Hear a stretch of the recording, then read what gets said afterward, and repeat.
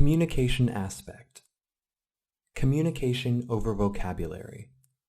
Vocabulary is the concept that gets the most attention from language learners. But the main purpose of language learning is to enable communication among people. It is not knowing as much vocabulary as possible. It is communication which is a skill in and of itself. One reason why schools fail to produce successful speakers is that they don't think about the communication aspect and focus on language alone. If you know 10,000 words but can't communicate, is it better than communicating with 1,000 words? What counts is communication, not how many words or grammar structures you know. And language learning is not only inputs and outputs. People in the real world are not waiting to test your ability to speak and try to count how many mistakes you make. They are not hoping that you would impress them with your rich vocabulary. The whole point of learning a language is communication. Language learning is not a performance. It is a tool of sharing your feelings and thoughts with others. So ditch your perfectionism and focus more on the communication aspect. Try to improve your communication skills along with your language. You don't know one word? Don't worry, just try to explain it. You don't understand the speaker? Ask one more time. Your body language, eye contact, hand gestures, and tone all define the message you are trying to convey. Learn how to read body language. You will understand people better. And how to use hand gestures. Not only are you going to impress the native speakers, but also you are going to convey your message more effectively. You are going to talk to their heart more. Simplicity. Try to convey your message in as few words as possible. Say what you want clearly and directly. Simple is the best. Remember, less is more. Knowing not so many words can even make you a better communicator. This is a golden rule in communication books, so take advantage of your lack of rich vocabulary. Have an open mind. You are learning a new language. A huge world of potential discovery is waiting for you.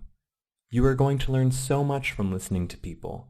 Learning a new language will open a lot of doors for you. Big opportunities will arise when you can speak the language that wouldn't happen any other way. Activate the power of pause. Remember when you didn't understand the person 100%? If you resist the temptation to ask for clarification too quickly, you'll either discover that the person will expand on what he's already said, or he'll go in a different direction. Either way, he's expanding his response and uses more words that increases the chances of you getting a better view into his head. Pause will also give your brain an extra second to process. Take advantage of not being able to respond too quickly. Read between the lines. Founder of modern management, Peter Drucker, says the most important thing in communication is hearing what isn't said. You can use specific strategies such as considering the purpose and audience, and pay close attention to the tone of voice. Not being a native and trying to understand natives fully is going to improve your ability to understand what is not said so much because there will be many times that you don't understand what is being said. So learning a foreign language also improves your communication skills. And listen to people. Really listen to what they are saying and try to understand them. Don't just wait for your turn to speak. Everybody can teach us something. I think listening is the most underrated communication skill. As humans, we tend to fail at listening. Try to take advantage of language learning and be a better listener. Getting used to talking with strangers. Speaking a foreign language, you will typically meet so many new people, and we are all usually nervous meeting new people for the first time. This is not only about the second language. It happens in our own languages as well. So you need more than the ability to speak the language. Make a habit of talking to strangers and you will get better at it every time you try. In summer of 2014, I did an experiment myself. I talked to at least 3 strangers every day for 30 days in 3 of my languages. Overall, it was a great experience, not only for improving my languages, but also for personal development and expanding my comfort zone.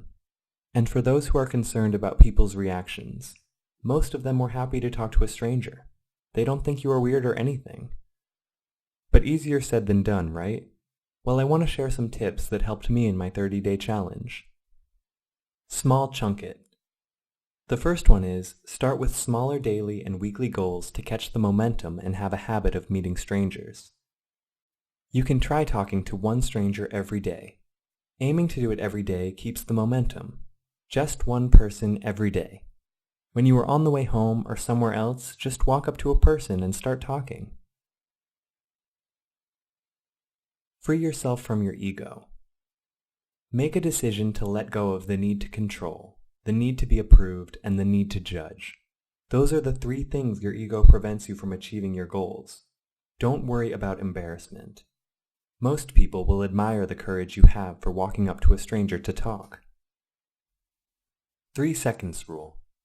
If you see someone who is speaking your target language, you have only 3 seconds to approach them and start talking.